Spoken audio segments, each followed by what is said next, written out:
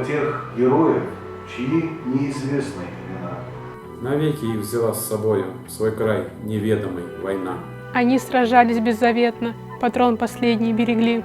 Их имена приносят ветром, печальным ветром той войны. Порой слышны на поле боя. Через десятки мирных лет Прикрой меня, прикрою, Коля, и вспыхнет вдруг ракетой свет. А Коля в этом тихом поле лежит, не встанет никогда. Лишь горький ветер нам порою напомнит прошлые года.